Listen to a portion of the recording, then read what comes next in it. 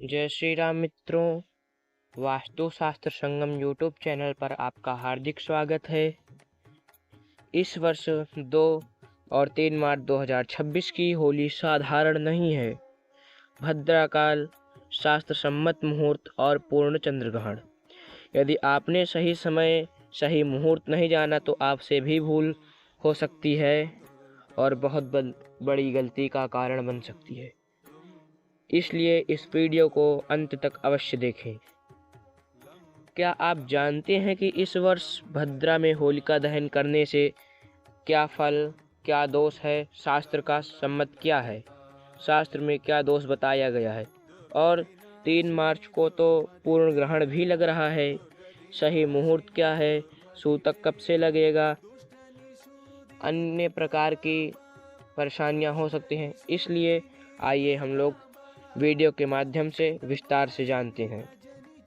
मैं आपको शास्त्रों के अनुसार 2026 के होलिका दहन का शुद्ध मुहूर्त और चंद्र ग्रहण का सही समय बताने जा रहा हूँ। कृपया ध्यान से सुने और अपने परिवार से अवश्य साझा करें। सबसे पहले जानते हैं होलिका दहन का शास्त्र सम्मत समय क्या है। शास्त्र सम्मत क्या है? शास्त्रों में क्या लिखा गया है कि होलिका दहन कब करना चाहिए, कब नहीं करना चाहिए, उसका सही मुहूर्त क्या है। आइए जानते हैं। सर्वप्रथम होलिका दहन फाल्गुन मास की पूर्णिमा तिथि को सूर्यास्त के बाद किया जाता है, पर उस समय भद्रा नहीं होनी चाहिए, अर्थात भद्रा तिथि नहीं होनी चाहिए। भद्रा के समय होलिका दहन करना निषेध है। इस वर्ष 2 मार्च 2026 को सोमवार के दिन शाम 6 बजे से पूर्णिमा तिथि लगते ही भद्रा लगेगी, अर्थात भद्रा तिथि लग जाएगी, जो अगले दिन सूर्योदय पूर्व 5:19 तक रहेगी। इस वर्ष फाल्गुन पूर्णिमा 3 मार्च को 2026 को चंद्र ग्रहण है, पूर्ण रूप से चंद्र ग्रहण है। निर्णय सिंधु में कहा गया है कि पूर्णिमा को ग्रहण हो तो उससे पूर्व रात्रि में, जिस समय भद्रा न हो, उसमें होली जलाएं, अर्थात होलिका दहन करें। अगर दूसरे दिन चंद्र ग्रहण हो तो पिछले दिन भद्रा रहित, अर्थात जिसमें भद्रा ना हो, उस तिथि को रात्रि के चौथे प्रहर में सूर्योदय से पहले या फिर रात्रि में भद्रा के पुच्छ भाग में होली जलाएं। अतः इस वर्ष 2-3 मार्च की रात्रि में निम्न मुहूर्त में होलिका दहन शास्त्र सम्मत है, अर्थात शास्त्रों के अनुसार होलिका दहन का सर्वश्रेष्ठ मुहूर्त है। सर्वप्रथम सर्वश्रेष्ठो भद्रा समाप्ति पर सूर्योदय से पूर्व 5:19 से 6:20 तक है। अन्यथा भद्रा पुच्छ रात्रि में 1:16 से 2:25 तक शास्त्र सम्मत मुहूर्त है। भद्रा में होलिका दहन कथमपि शास्त्र सम्मत नहीं है, क्योंकि श्रावणी और होलिका दहन भद्रा होने पर ना करें, कदापि भी ना करें।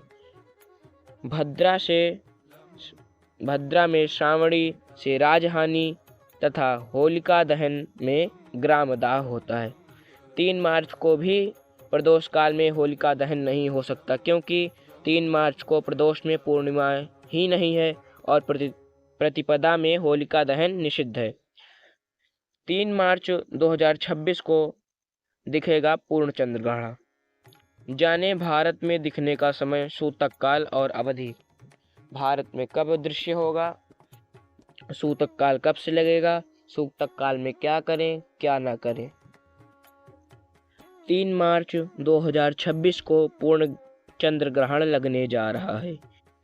हिंदू धर्म में चंद्र ग्रहण को सिर्फ खगोलीय घटना नहीं, बल्कि धार्मिक रूप से ही बेहद महत्वपूर्ण माना जाता है। शास्त्रों के अनुसार जब पृथ्वी की छाया चंद्रमा पर पड़ती है तब ग्रहण लगता है। इस समय वातावरण में नकारात्मक ऊर्जा बढ़ने लगती है, इसलिए विशेष सावधानी और पूजा पाठ, मंत्र जाप, भजन का महत्व बताया गया है। आइए जानते हैं कि चंद्र ग्रहण का समय, सूतक काल, अवधि और ग्रहण के दौरान क्या करें और क्या न करें। सर्वप्रथम ग्रहण का समय जो है, यह पूर्ण रूप से चंद्र ग्रहण दोपहर 3:20 से शाम 6:47 तक रहेगा। भारत में चंद्रमा उदय लगभग 6:26 से होगा, इसलिए यहाँ ग्रहण का अंतिम चरण ही दिखाई देगा। अधिकतम ग्रहण का समय शाम 6:33 से 6:40 के बीच में रहेगा। सूतक का समय क्या है? क्योंकि यह चंद्र ग्रहण भारत में दिखाई देगा, इसलिए सूतक काल मान्य होगा। 3 मार्च की सुबह 6:20 से सूतक काल शुरू हो जाएगा। सूतक काल के दौरान सभी मंदिरों के कपाट बंद कर दिए जाएंगे और अपने भी मंदिर जो आपके घर में पूजा स्थल हो वहाँ पर पर्दा लगा दें और मूर्तियों को स्पर्श नहीं करते, शिवलिंग को स्पर्श ना करें। अन्यथा कोई भी मूर्ति हो, किसी भी भगवान की हो या फोटो है तो उसका स्पर्श कदापि न करें। तब धार्मिक दृष्टि से ग्रहण के समय भगवान विष्णु जी, भगवान शिव जी का नाम जप करना शुभ माना गया है, अर्थात ओम नमो भगवते वासुदेवाय या फिर महामृत्युंजय का जाप, सूर्य आदि नवग्रह स्तुति करना लाभकारी माना जाता है। गीता पाठ, रामायण या विष्णु सहस्त्र नाम, ललिता सहस्त्र नाम, अनेकानेक सहस्त्र नामों का पाठ भी किया जाता है, पूजन किया जाता है। ग्रहण के बाद क्या करें? ग्रहण समाप्त होने के बाद स्नान करना जरूरी माना गया है। घर में गंगा जल का छिड़काव करें और भगवान की मूर्तियों को स्नान कराकर पुनः पूजा करें। इसके बाद दान पुण्य करना शुभ माना गया है। जरूरतमंदों को अन्न, वस्त्र या धन का दान करने से विशेष फल मिलता है। अर्थात आप जितनी ज़्यादा पूजा कर सकें, जप, होम, तप इत्यादि कर सकें, सूतक काल में करें। सूतक काल खत्म होके जब चंद्र ग्रहण भी खत्म हो जाए तब आप दान इत्यादि करें। अगर यह वीडियो आपको उपयोगी लगा हो तो अपने परिवार वालों के साथ साझा करें, अधिक से अधिक लाइक करें, कमेंट करें और शेयर करें।